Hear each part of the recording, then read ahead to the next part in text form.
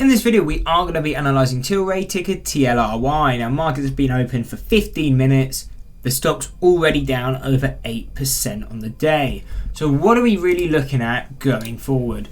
So overall, it's a stock I'm more bearish on. Reason for that is if a stock goes from $10 down to $2.50, there's a reason it sold off 75%. That's much out super underperforming the market. So really, yeah, just a lot of risk on the table. It does seem, though, to be trading similar to how the market moves. Obviously, watch the Tilray chart and how it's moving. How is the S&P moving?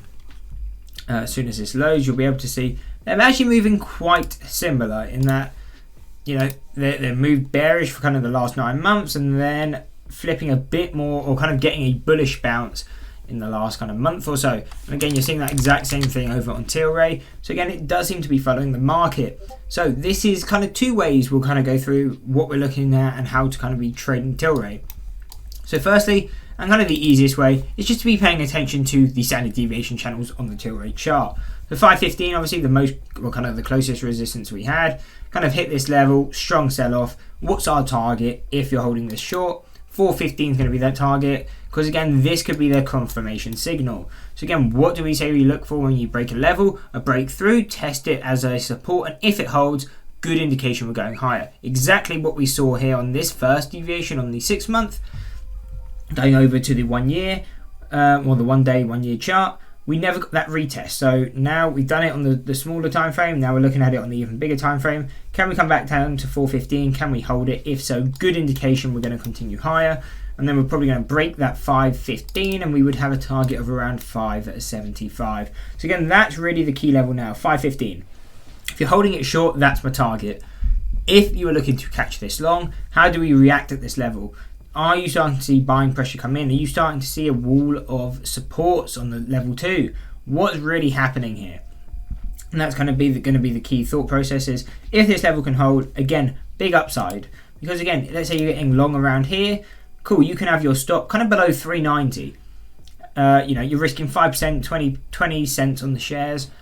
That's not too much risk. Obviously 5% is quite a lot to risk, but you are managing it in a size where, you know, this stock expects to move a lot. You probably use a quarter of the size or kind of monetary amount as you would on a large cap because you expect it to move more.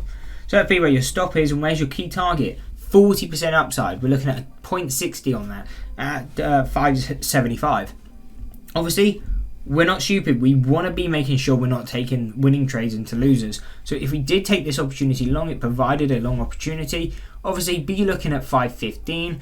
We can see that's a point up. So, you know, we want to be moving our stops no matter what there. And we're already up 25% on the position if we get there. So we really want to be locking in, again, just some profits just to make sure we're not leaving it all on the table if it starts to pull back, just to try and make, you know, an extra 50 cents. So it makes sense to be locking in some profits if we hit that target. So that's kind of the short-term outlook on it. What I'm looking at, what I'd be looking to play off it. But if we do continue up, we continue to break to the upside. We do have further resistances at 637, 735, 750, and a final resistance at $9.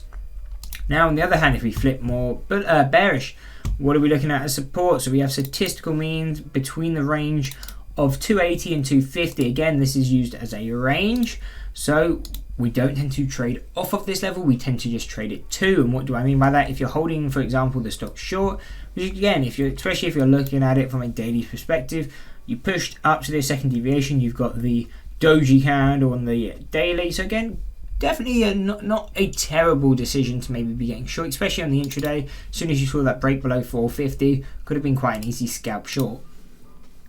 But if we do continue low, again, this is going to be our kind of final target. Wouldn't be looking to hold past this, but I also wouldn't open up a position in this level because, again, it's considered fair value.